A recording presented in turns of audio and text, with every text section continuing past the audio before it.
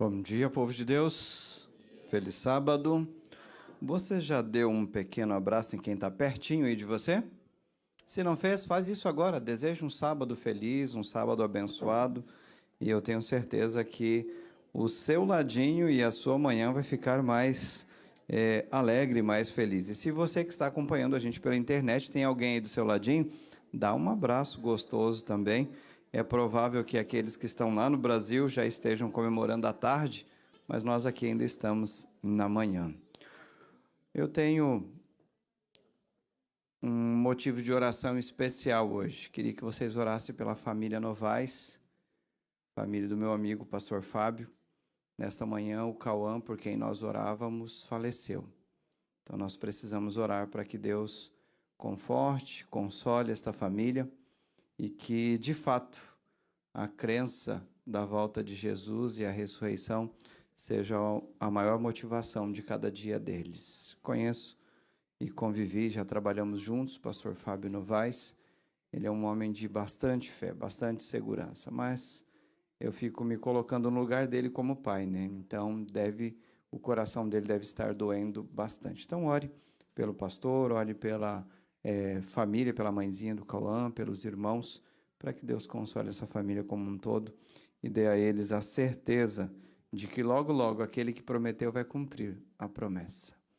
E que o nosso coração esteja preparado também para vivermos os dias que seguem. Hoje, como igreja, ontem nós começamos orando pelos filhos desta casa, os filhos destas famílias aqui, que precisam voltar, precisam chegar-se mais perto de Deus e que se cumpra o propósito dele. Mas hoje nós vamos orar pela liderança desta igreja. Eu queria ver aqui os líderes desta igreja, cada ancião, cada administrador, cada líder de departamentos em pé. Por favor, você que faz parte da liderança desta igreja, fique em pé, para a igreja saber quem são vocês, para que eu também saiba quem são vocês, e assim, hoje nós orarmos por estes homens e mulheres, que a exemplo de todos nós temos bastantes desafios, mas sobre eles recai aí a responsabilidade de conduzir esta igreja nas esferas diversas e assim receberem orientação de Deus para orientar a igreja dele aqui. Tem um grande desafio para vocês.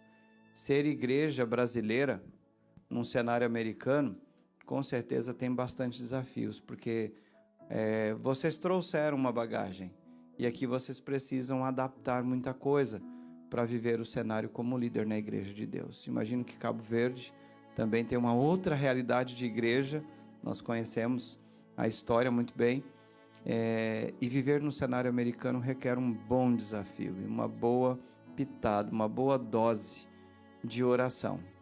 Então, antes de fazer qualquer outra coisa sobre estes homens e mulheres que estão em pé, você precisa orar por eles, orar pelos seus líderes, pedir para que Deus derrame sobre eles bênçãos e assim eles tenham sabedoria para viver o cenário de Deus. Eu tenho tido comigo uma fala e eu queria que vocês colocassem aí na agendinha da mente de vocês isto, que Deus, quando quer, Ele pode usar a jumenta para salvar o profeta, mas Ele pode usar o profeta para abençoar a nação.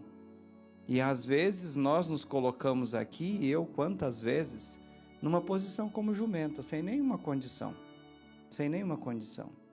Mas Deus, ao usar, Ele abençoou o profeta dele, a profetisa dele. E você precisa saber que estes homens e mulheres são falhos, assim como você. E talvez até mais do que você. Mas Deus, por imposição de oração e direcionamento, escolheu anciãos, tesoureiros, secretário, diretores de departamentos, para que fossem, então, os porta-vozes dele ao longo destes 2 anos, que assim a igreja definiu. E você precisa ser intercessor.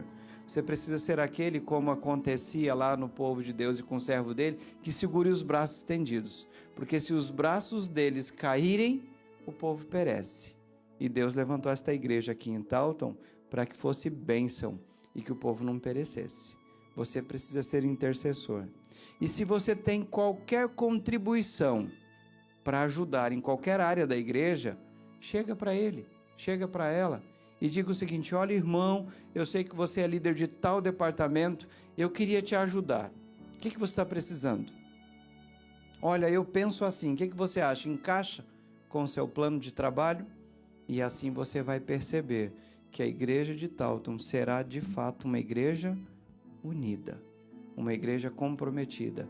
E quando isto acontecer, de forma ainda mais do que já é, muitos outros milagres vocês verão acontecendo aqui nesta igreja. Então orem por este povo, clamem a Deus por este povo.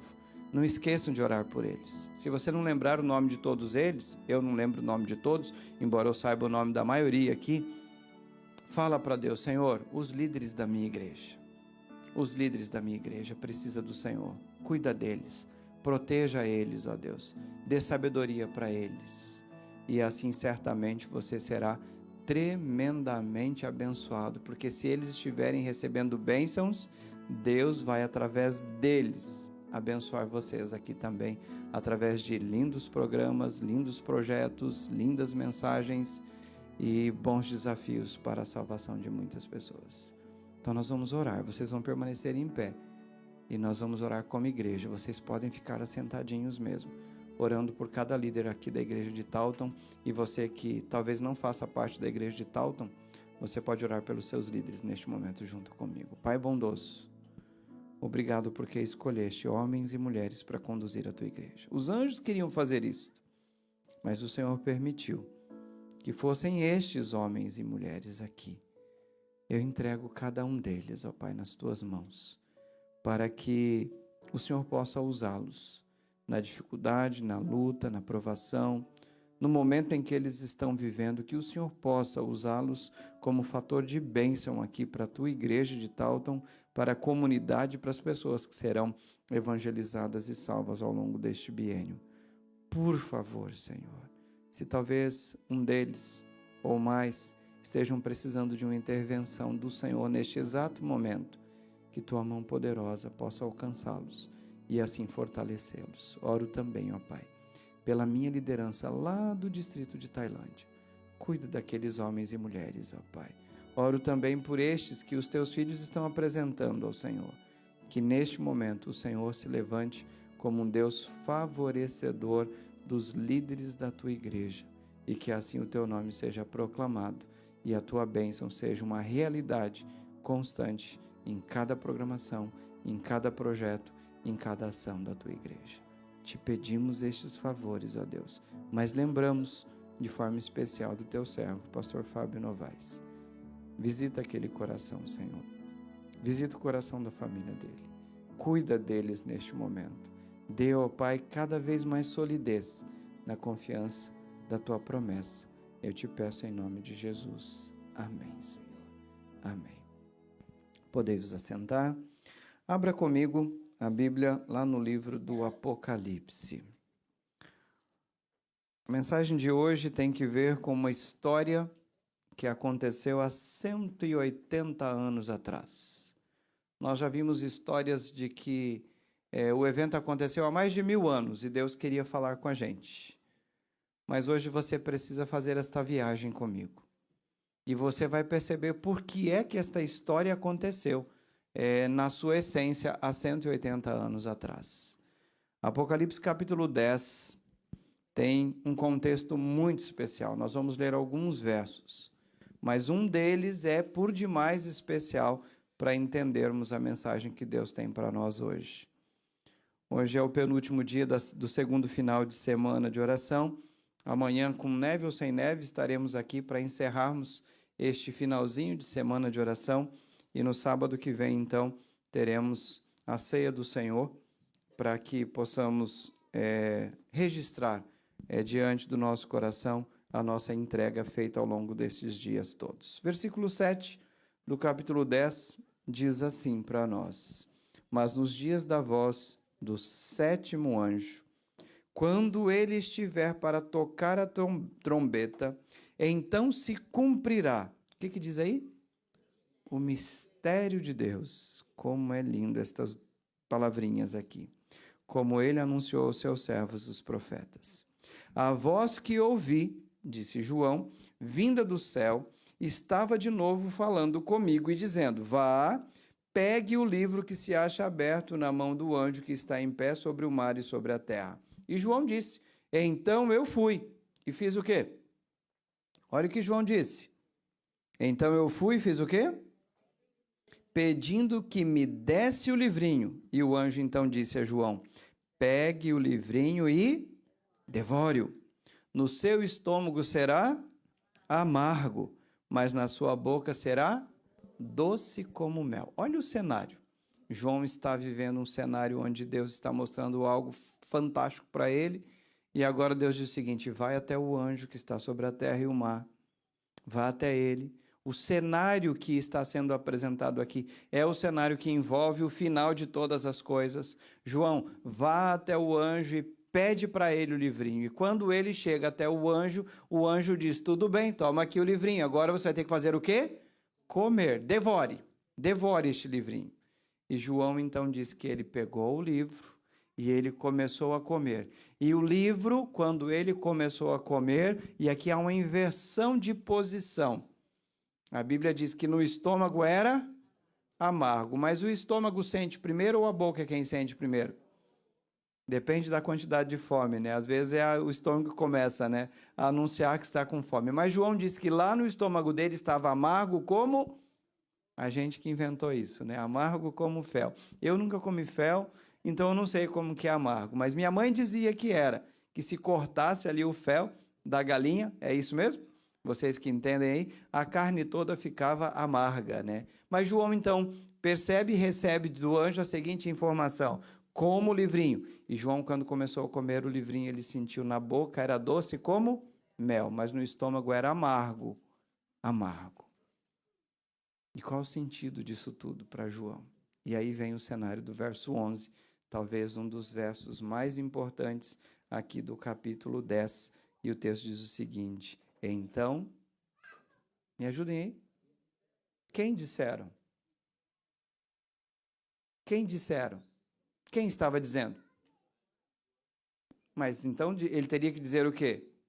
Então ele me disse. Mas aí na versão diz o quê? Então me disseram. Quem é que está na proposta da conversa ali? Percebe? Então eles me disseram. O que eles disseram para João? É necessário ainda, João, que você profetize a respeito de muitos povos, nações, línguas e reis. João sabia que tudo aquilo ali não tinha que ver somente com aquele momento, mas que ainda ia para muito longe. Se você olhar o livro do Apocalipse, você vai perceber que o livro do Apocalipse tem algumas particularidades. Quando nós vamos para o capítulo 10, a gente vendo o cenário do capítulo 10, parece até que houve, dentro da conversa de João, para o cenário que é descrito, uma progressão nas informações. Porque Deus disse para João: João, ainda é necessário que isso tudo seja profetizado. E essa profecia vai ter que alcançar quem? Muitos povos, línguas e nações. Estava muito distante dos dias de João. Quando a gente vira a página do capítulo 10, se fosse nesse sentido, nós já vemos o capítulo 11 anunciando o fim de todas as coisas. Vemos o capítulo 12 a distinção e a guerra do dragão contra a mulher. Vemos o capítulo 13 a descrição clara dos poderes antagônicos ao poder divino. E aí, então, João recebe a necessidade de que aquilo teria que ser pregado, e tanto no capítulo 11, 12 e 13, teoricamente, não tem nada para ser pregado. A mensagem de Deus vem como informação de que ainda teria que ser pregado na mesma linguagem, somente no capítulo 14. Guarde isso na memória, conserve isso aí, porque daqui a pouco vai ser necessário que você pense sobre o que eu estou dizendo. Queridos, o que é este cenário de um livro que é doce na boca e amargo no estômago? Nós conhecemos muito bem isso, não conhecemos? Conhecemos. Dia 22 de outubro de 1844, havia um povo que, por comer do livrinho, tinha um prazer delicioso em sua boca, que ao se apropriar da mensagem que Deus havia colocado em suas mãos, estes agora estavam vivendo como se estivessem comendo mel. Eu não sei quantos gostam de mel aqui. Eu gosto de mel. Mas a expressão bíblica era algo prazeroso, algo doce, algo extremamente saboroso. Extremamente saboroso. E este povo vivia assim intensamente a mensagem. Tanto é que por volta de 1843 e 1844, os estudiosos do livro de Daniel, e nós sabemos que o livrinho tem que ver com a profecia que se refere ali no livro de Daniel, eles juntamente com aquele movimento chamado movimento milerita, eles começaram a estudar. E Samuel Snow, um dos grandes mileritas, ele detalhou esta profecia e ele disse: Jesus está voltando e ele voltará no dia 22 de outubro de 1844. Quando nós olhamos neste cenário, nós vemos que o povo estava expectante. Quando nós lemos algo sobre este dia, o povo estava tão confiante de que Jesus voltava naquele dia e nos seus dias, que eles abriram mão de tudo que eles eram, de tudo que eles possuíam, e eles investiram tempo e recurso e energias na pregação da volta de Jesus para o dia 22 de outubro do ano de 1844. Você consegue imaginar aquele povo vivendo o dia 21 de outubro de 1844? Consegue imaginar como que era o pulsar do coração daquele povo? Pela forma como eles estavam vivendo, pela intensidade da decisão deles, você consegue imaginar a expectativa pelo raiar do novo dia, que seria o 22 de outubro de 1844? E o pôr do sol do 21 de outubro aconteceu.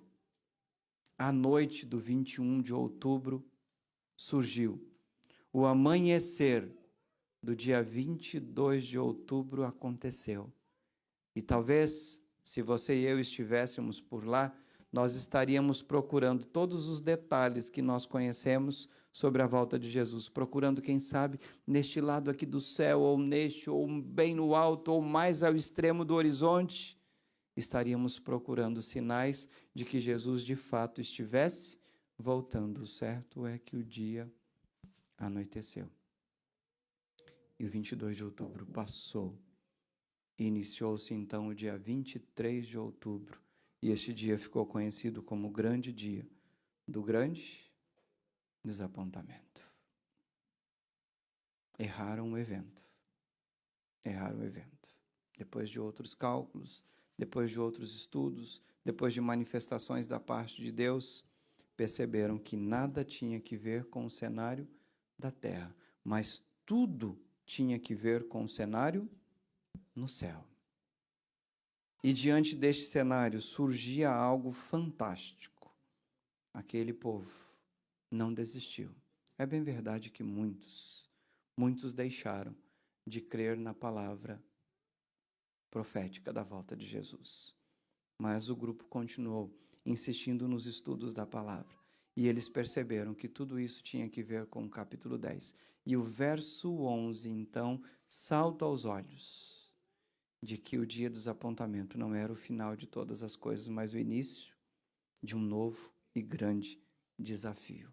É necessário, verso 11, ainda é necessário que profetizes a respeito de muitos povos, tribos, línguas e nações. E aí chegaram num cenário aonde nós podemos nos encontrar agora, Apocalipse capítulo 14, versículos 6 e 7. Vamos lá? Apocalipse 14, versículos 6 e 7. Me ajudem na leitura. Vi outro anjo voando pelo meio do céu. Me ajudem. Tendo um evangelho eterno. Para fazer o quê? Para pregar aos que habitam aonde? Na terra, e a cada nação, tribo, língua e povo. Se você voltar para o verso 11 do capítulo 10, você vai perceber que tem tudo a ver com o mesmo público que Deus ali relaciona. A mensagem e a profecia continua, a missão continua. E nasce então um povo para pregar verdades, verdades essas contidas aqui nas 3 mensagens angélicas.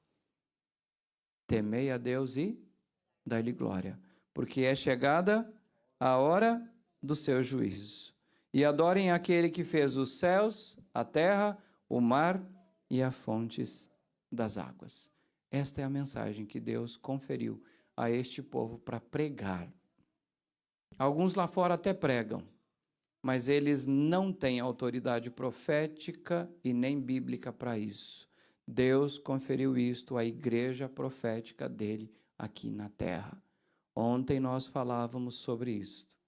O papel que nós temos como igreja. E precisamos acordar, precisamos despertar para isto.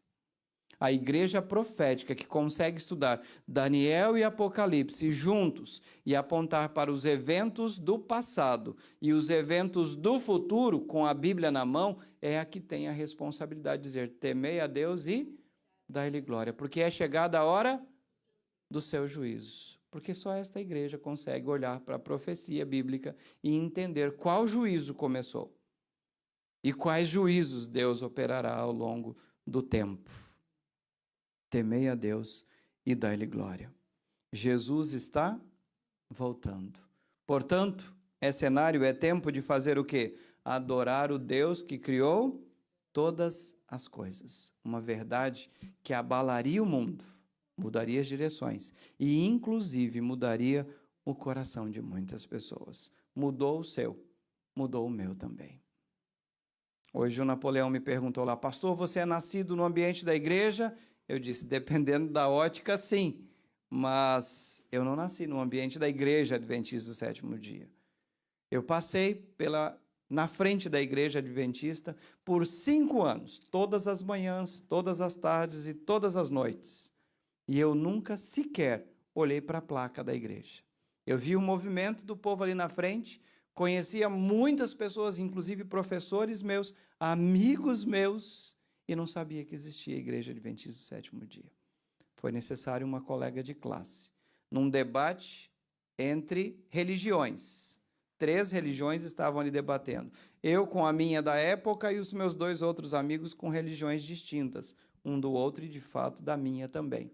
Onde chega uma jovem que sempre ficava quietinha lá no canto, e esta então vai até aquele grupo de 3 meninos e diz o seguinte: vocês estão falando sobre a Bíblia, eu posso sentar aqui e apenas ouvir? Depois de ouvir um pouco, ela fez um convite. Olha, eu faço parte de um grupo de estudos aos domingos à tarde. Vocês não querem participar? Era a jovem mais bonita da sala. O que vocês acham que 3 meninos iam dizer? Claro que a gente quer, só que havia um grande problema. Um deles morava a 25 quilômetros da cidade, dependia de ônibus para vir. O outro morava a 40 quilômetros da cidade, dependia de ônibus para vir. E quem é que morava na cidade? Sou eu, né? E eu aceitei o convite. Era a Bíblia, afinal de contas, né? Eu queria ler a Bíblia, né?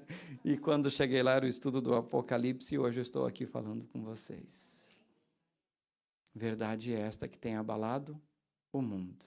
Eu nasci dentro de um centro espírita. Meu pai era pai de santo.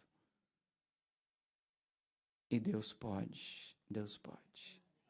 O problema é que a gente, às vezes, não acredita na mensagem que a gente tem. Quantos morreram por esta mensagem? E quantos precisam nascer por essa mensagem?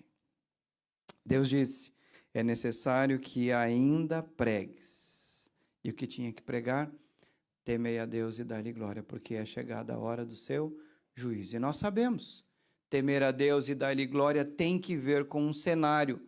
A hora do juízo está claramente marcada. Qual juízo Deus está falando, o encerramento dele, e este vem com a volta de Jesus, quando este virá buscar os seus e adorar.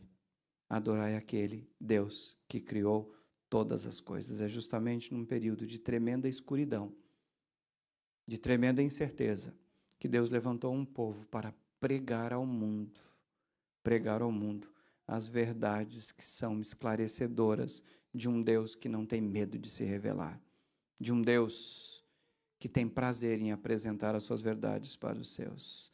É justamente nesse cenário em que Deus levanta um povo para pregar as suas verdades que abalaria o mundo, que o inimigo também faz uso dos seus recursos para pregar aquilo que ele diz ser a melhor opção para o ser humano. Capítulo 7, ou melhor, o versículo 7, diz que a base da pregação do adventista do sétimo dia tinha que ser temer a Deus e dar-lhe glória. O que é temer a Deus? Eu já disse em algum momento alguma coisa para vocês. Temer a Deus é colocá-lo no lugar que ele é devido. Qual é o lugar que Deus, de fato, tem por seu?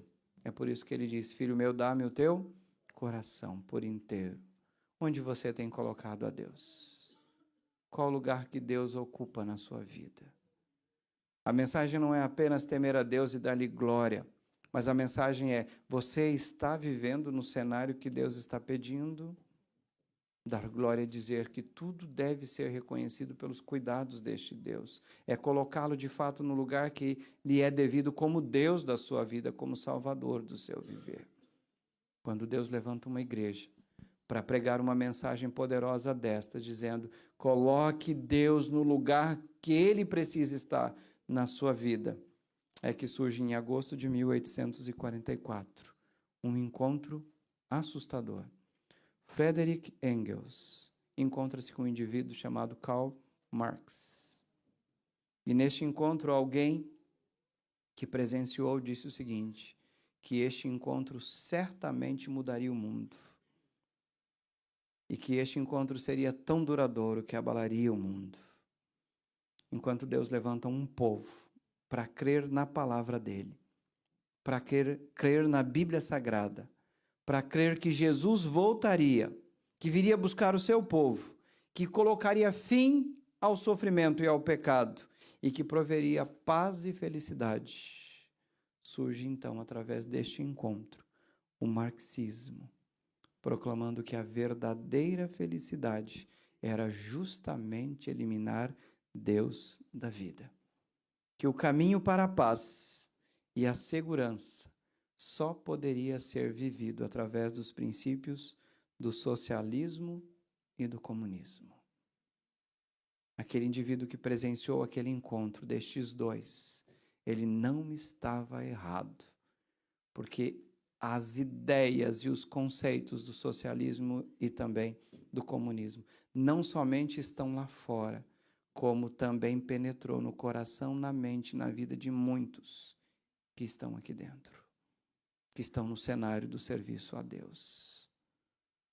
Enquanto a igreja deveria ser levantada com poderoso esforço, como diz o texto, em grande voz, dizendo, temei a Deus e dai-lhe glória, Deus tem sido anulado do coração das pessoas.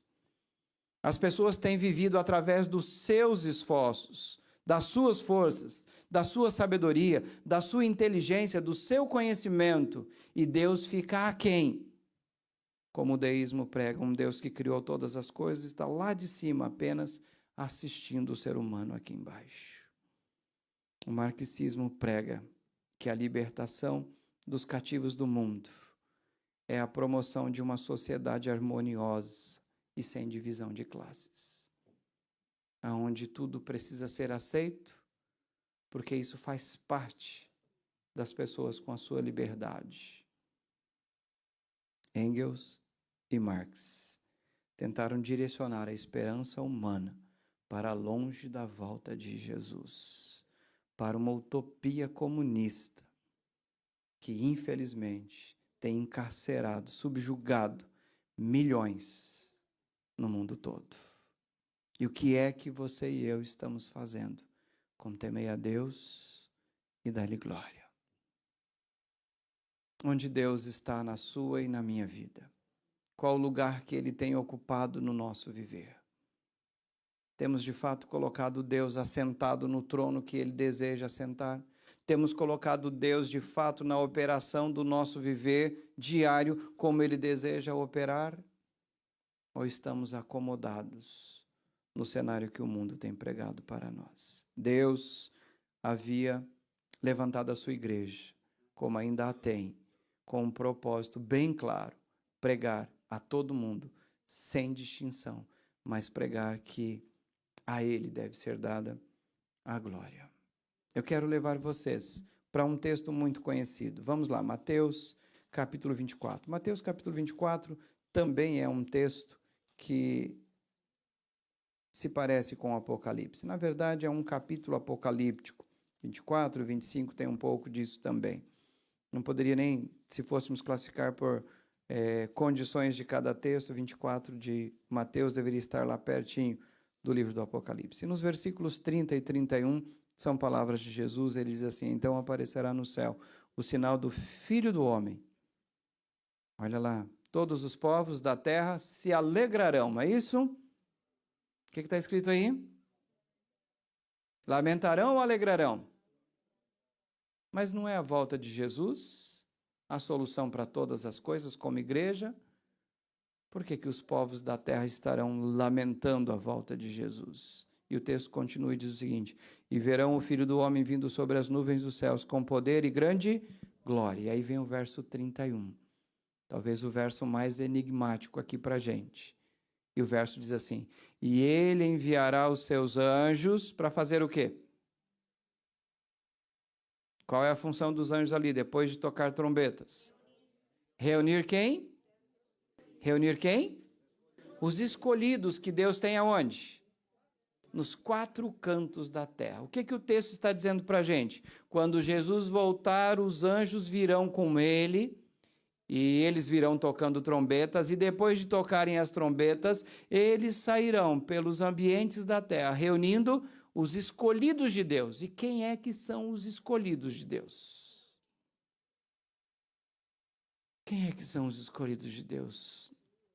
Será que Deus faz distinção de pessoas? Ele escolheu João, mas não aceita José? Será que Deus tem como propósito eleger um para a salvação e um outro para a perdição? Não. E o que é que você está fazendo com esta mensagem? Porque as pessoas lá fora estão acreditando nisso. De que não importa o que você faça, se você foi escolhido para se perder, você vai se perder. E se você foi escolhido para se salvar, não importa o quanto você resista. A soberania dele é superior a ponto de alterar, superar a sua decisão. O que é que você está fazendo com a mensagem que Deus te deu? Eu queria te levar para um texto, lá do livro do profeta Ezequiel. Vai comigo, por favor. Vai, por favor, comigo. A Bíblia diz claramente que Deus tem os seus na terra. É isso mesmo? E qual o propósito destes? Ezequiel capítulo 20. Nós vamos usar um pouquinho um versículo 12 do capítulo 20 que você conhece muito bem. 20, versículo 12. Aqui tem uma verdade que eu quero usar daqui a pouco mais na segunda parte, para a gente conversar um pouco mais sobre isso. Olha só o que diz o verso 12. Também lhes dei os meus para servirem de sinal entre mim e eles, para que soubessem que eu sou o Senhor que os santifica. Deus entrega a bênção dele para os seus, para que os seus façam o quê? Levem para os outros, para que os outros sejam o quê? Seus também. O propósito da volta de Jesus é salvar quantos? Todos. É por isso que você não pode ter medo da mensagem que você conhece. O mundo lá fora está pregando que o comunismo, que o socialismo é a solução para o mundo. E você precisa pregar que o que é a solução para o mundo? Jesus Cristo. Você precisa colocar Jesus como centro da sua vida. Você precisa colocar Deus no lugar certo, no lugar que é devido. Por isso que você precisa pregar: temei a Deus e dai-lhe glória. E você precisa dizer: porque é chegada a hora do seu juízo. Logo, logo Jesus virá para buscar. Para buscar quem? Os seus eleitos. Enquanto Deus tinha os seus, para que estes pregassem: temei a Deus e dai-lhe glória. Nós vimos que a união de 2 homens abalou o mundo com o marxismo, mas não foi só isso. Se Deus tinha 3 mensagens angélicas, o inimigo também tinha 3 mensagens satânicas e muitas outras agregadas a essas 3. Por volta do ano de 1842, morreu um indivíduo chamado John Nelson Darby. Alguns falam Darby, eu prefiro falar o Darby. Quem era este indivíduo? Ele era um grande pregador. Ele começou a disseminar uma teoria sobre a volta de Jesus. E enquanto ele estava pregando na Suíça, ele desenvolveu uma teoria chamada de a teoria do dispensacionalismo. Segundo Darby, uma teoria que divide a história em 7 eras das dispensações, desde a era da inocência até a era da restauração final dos tempos. Com esta teoria, a volta de Jesus e o significado de tudo que ele deixou para nós como preparo perde a sua essência.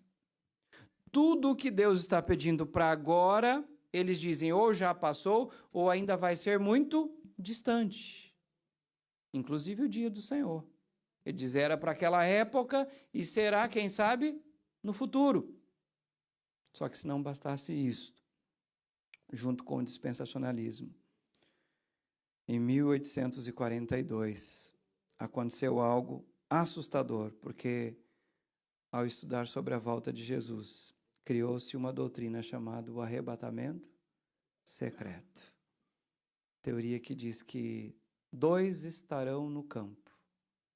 Um será levado e o outro será deixado. E se você for por aí, você vai ver muitas pessoas que creem nisso. Inclusive, eu já vi alguns adesivos em carro. Cuidado, porque o motorista deste carro pode ser arrebatado a qualquer momento. E eu confesso que se eu visse isso, e cresce nisso, obviamente, eu jamais mandaria meus filhos para a escola num carro que estivesse com adesivo desse. Eu jamais entraria num ônibus ou num avião que tivesse um adesivo desse. Consegue imaginar um Deus que faz isso? Não se encaixa com o Deus da Bíblia. Enquanto Jesus diz que vem, e vem buscar os seus, os que estiverem preparados, os que se propuseram a viver uma vida segundo o propósito dele. O mundo lá fora está pregando que Deus tem os seus escolhidos e ele assim vai levar, um a um, conforme lhe for aprazível. E o que é que nós estamos fazendo com a doutrina da volta de Jesus? O que é que nós estamos ensinando para as pessoas lá fora? Estamos tão apegados com este mundo que já não lembramos mais da volta de Jesus? Será que cremos de fato nesta mensagem? Se não bastasse o marxismo, no mesmo período em que Deus levanta a igreja dele para pregar, temei a Deus e dai-lhe glória, porque é chegada a hora do seu juízo, surge também o dispensacionalismo, postergando tudo ou alterando tudo para o passado. E se não bastasse essas duas, depois de 5 anos numa viagem a bordo do navio HMS Beagle, um homem começa a escrever e pensar sobre religião. E depois de pensar muito e escrever sobre religião, ele que a princípio cria no cristianismo, começou a descrer no cristianismo como uma revelação divina. Mais tarde, um pouco, do ano de 1836, esse indivíduo, em junho de 1842, fez um esboço, começou a escrever sobre o que ele havia pensado, fez um esboço pequeno, de apenas 35 páginas, escrita a lápis, que depois se tornou uma obra, um livro, de aproximadamente 230 páginas, cujo título saiu como A Origem das Espécies. E Charles Darwin, através do seu livro, revolucionou o pensamento científico e hoje até religioso com relação ao princípio da criação. E o que é que nós estamos fazendo com o adorai, aquele que fez os céus, a terra, o mar e as fontes das águas? O mundo lá fora, inclusive, impõe como lei o ensino sobre este indivíduo. E o que é que nós estamos fazendo? Volte para Ezequiel, capítulo 20. Se você está aí, permaneça. Versículo 12. Vamos explorar um pouquinho mais sobre isso.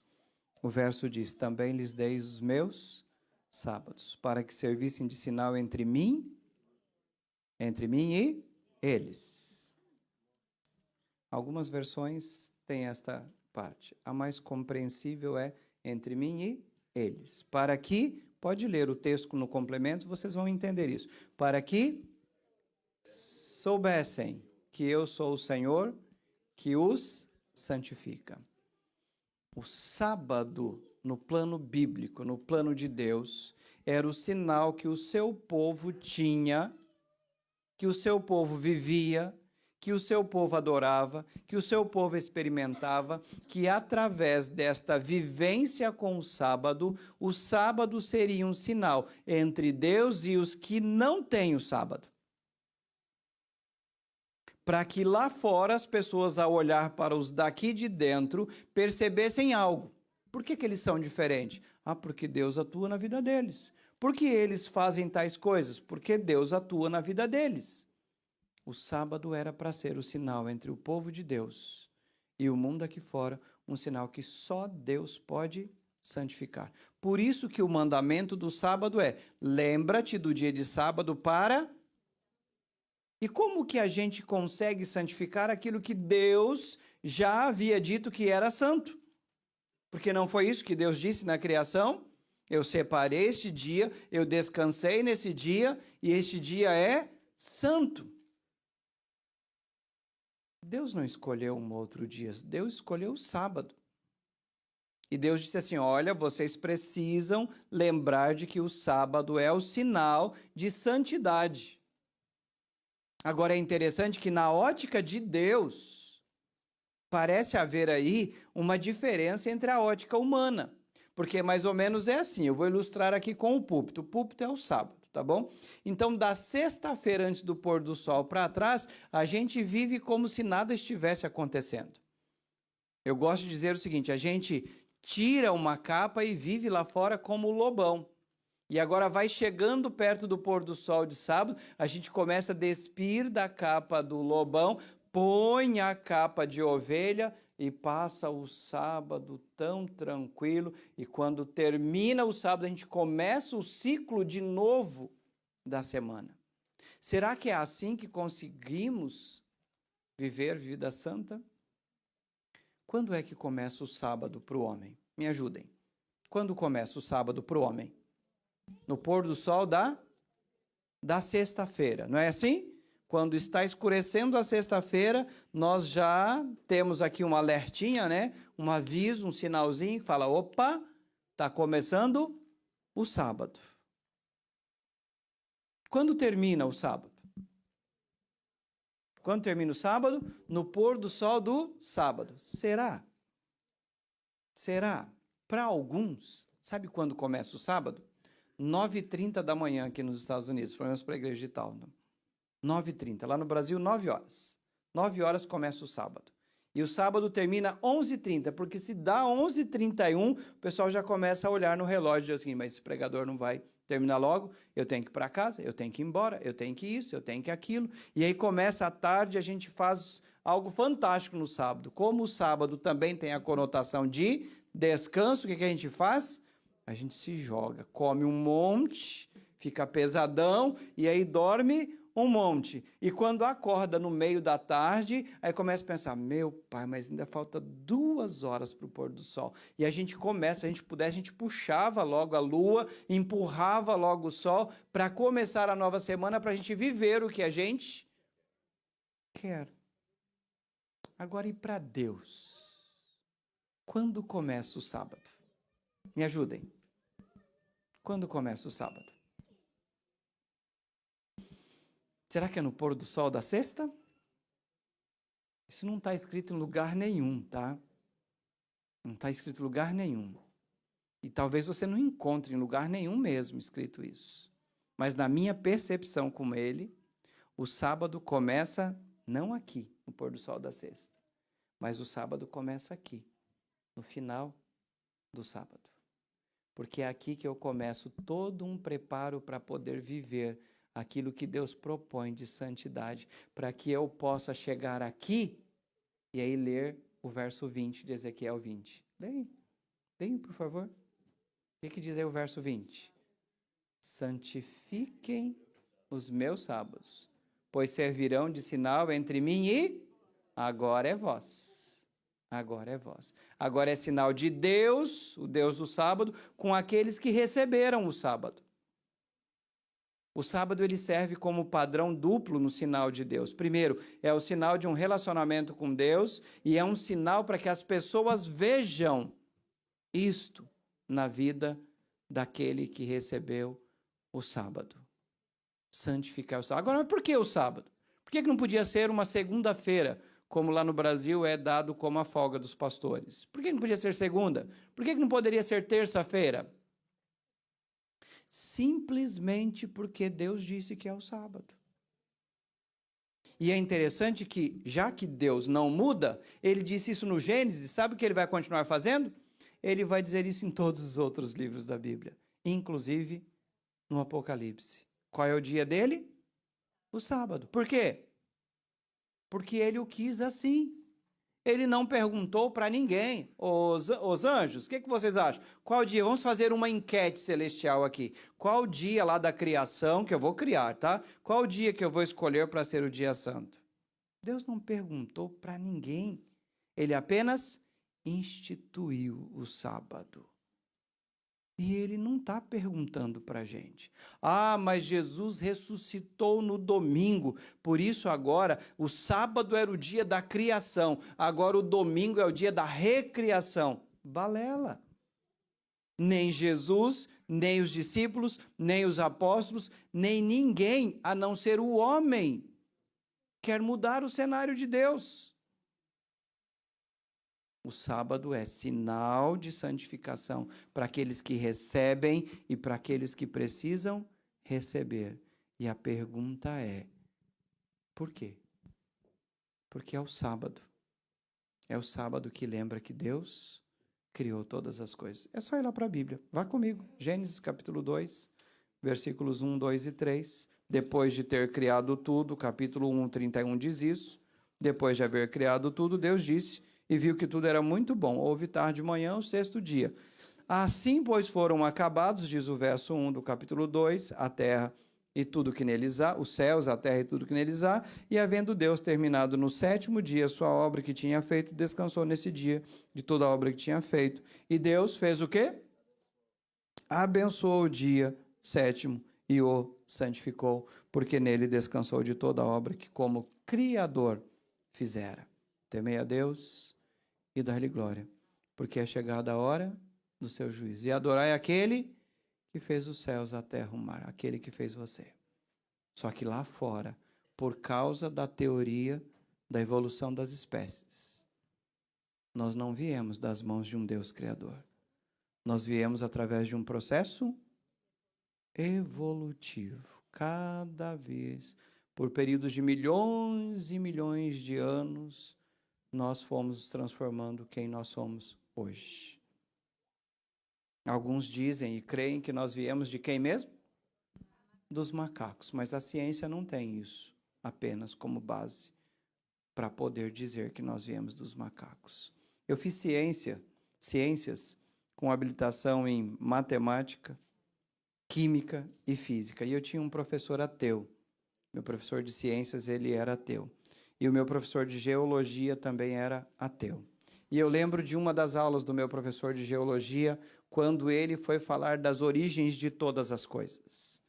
Então, ele como cientista, e ele é um cientista, ele disse assim, bom, no início de tudo, houve a grande explosão, e por conta da explosão, caiu sobre este lugar aqui, a terra, as gotas de coacervados. Já ouviram falar nisso? Não? Nunca ouviram falar de gotas de coacervados? Desafio a estudarem, é interessante, porque este é um dos pontos mais fortes hoje da ciência no processo evolutivo. E através das gotas de coacervados, como aqui havia só água, bate com o princípio de Gênesis 1:1, tá? Como havia só água, 1 e 2, não é verdade, né? Então, as gotas de coacervados eram gotas, entre aspas, fala minha, de vida, e aí então surgiram os primeiros seres, os peixes. Então, há milhões e milhões de anos atrás, já que a Terra tem cerca de 9 bilhões de anos, na ciência, quem está dizendo isso, tá?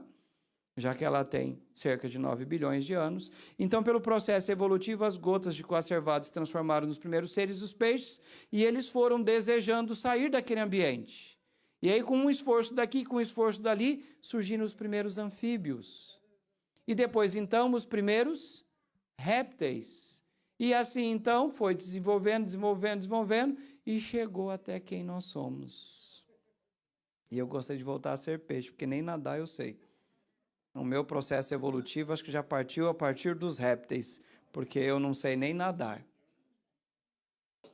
E aí um amigo meu de sala olhou assim, professor, eu morei numa cidade de interior do interior do interior.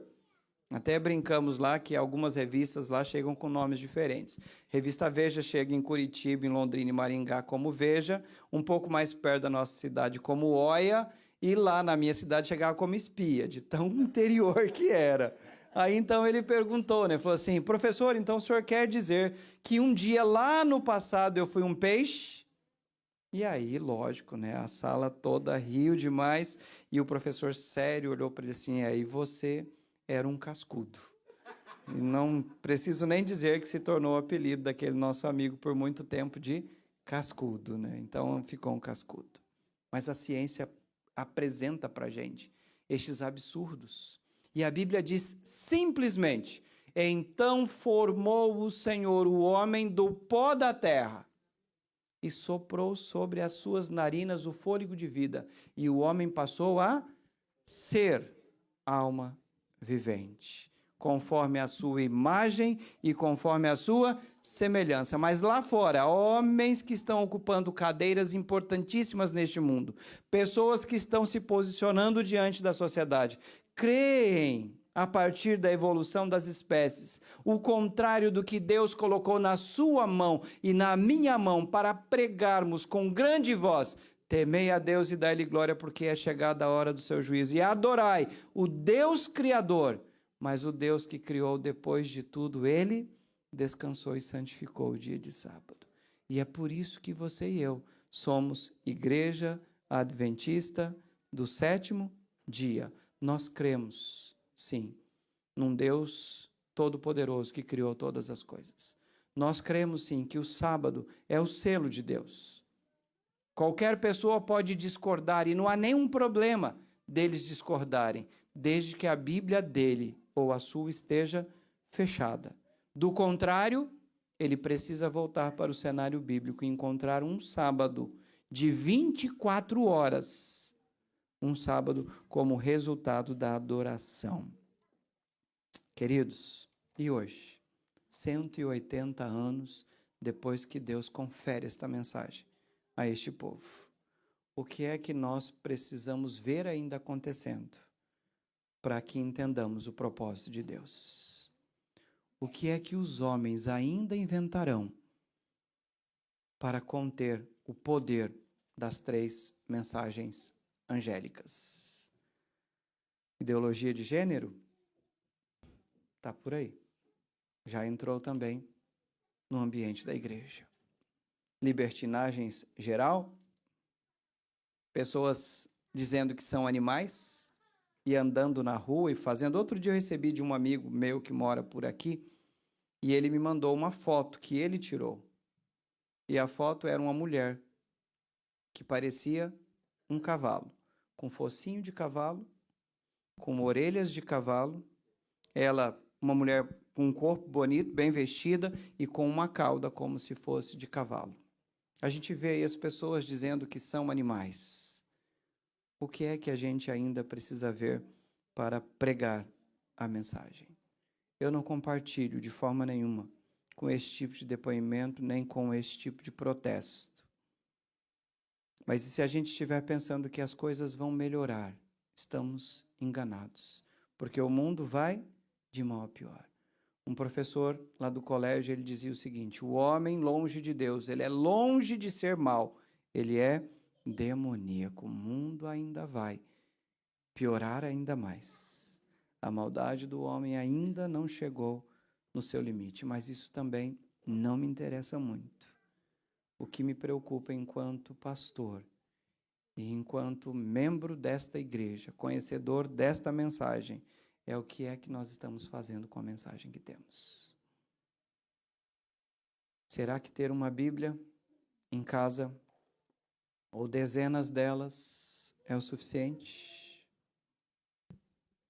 Será que vir aos sábados, participar dos projetos da igreja, é o suficiente? Será que devolver o dízimo que pertence ao Senhor, juntamente com as ofertas, será que isto é suficiente? Eu queria mesmo que Deus colocasse em nós o mesmo sentimento que havia naquele povo no dia 21 de outubro de 1844. Que a gente acreditasse mesmo que Jesus vai voltar. O que se via naqueles dias? Vidas entregues, recursos aplicados na obra da salvação. Havia um desejo ardente de encontrar-se com Deus. Temos uma mensagem para pregar e viver. Temos uma mensagem para viver e pregar. Temos um Cristo para esperar. Tem um hino que fala muito alto ao meu coração. Esse hino é bem antigo e é muito provável que a maioria, se não todos vocês aqui, conhecem este hino. E ele começa assim: tantos são seus afazeres, que te esqueces de Jesus.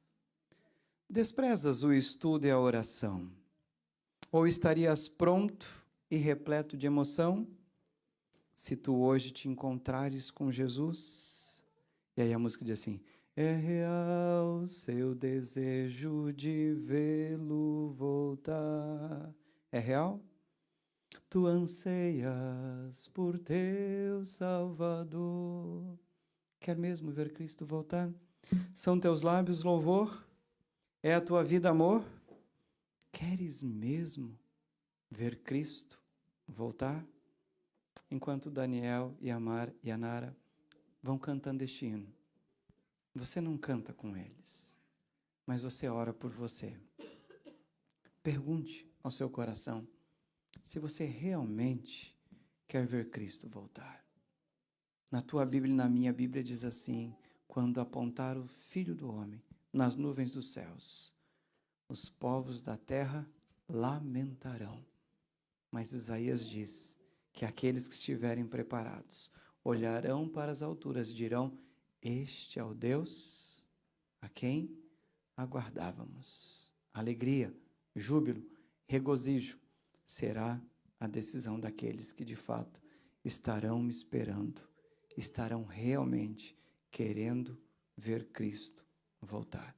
Depois que você fizer a sua oração, a sua entrega, se coloque em pé e junto com eles e comigo, cante esta canção para que Deus possa selar no nosso coração a nossa decisão. Que Deus te abençoe. Oremos. Pai bondoso, muito obrigado pelo privilégio que o Senhor concede a nós, teu povo, tua igreja.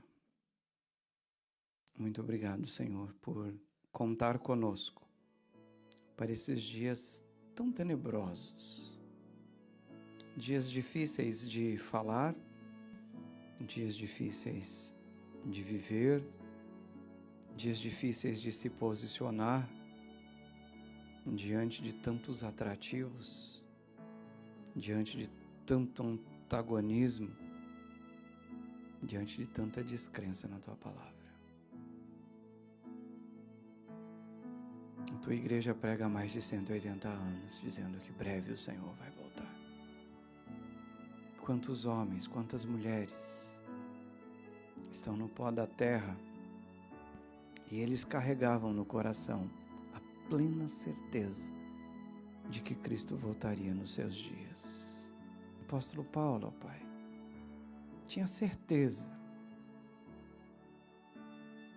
que o Senhor voltaria nos dias dele, quando ele dizia: e nós os vivos, os que ficarmos, e nós hoje tão distantes de sermos ousados como foi aquele teu apóstolo.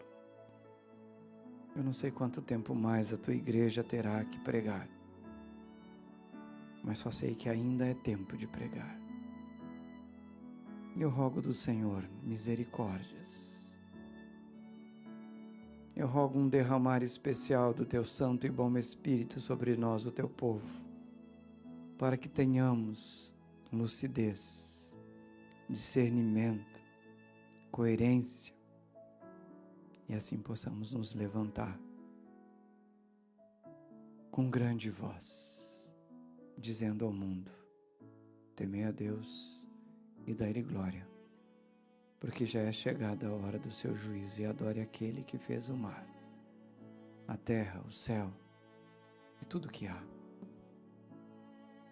É tempo de, como igreja, vivermos o propósito pelo qual o Senhor separou um povo aqui nesta terra, não para que se sentissem os melhores, mas talvez para que se sentissem os mais devedores de uma mensagem, portadores da mesma mensagem que o mundo tanto carece, Senhor.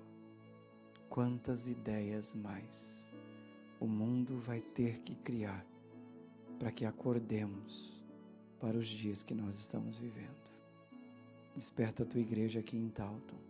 Desperta a tua igreja, ó Pai, em todo e qualquer lugar desta terra, para viver e pregar, pregar e viver o cenário que o Senhor tem como preparativos para um povo que o Senhor tem o privilégio e a alegria de dizer: meu povo. Que o Senhor possa usar estes teus filhos que estão me ouvindo aqui, que o Senhor possa usar os teus filhos que estão me ouvindo neste vídeo, para que juntos sejamos uma só voz a pregar para tantos quantos forem necessário pregar ainda, Senhor. Desperta o teu povo para viver o privilégio, e assim, ó Pai, conduza-nos de acordo com a tua vontade. Mais uma vez, lembramos dos pedidos que aqui foram feitos e rogamos que o Senhor cele no nosso coração a decisão que tomamos nesta manhã. Te pedimos a tua bênção, agradecidos, porque nós queremos sim ver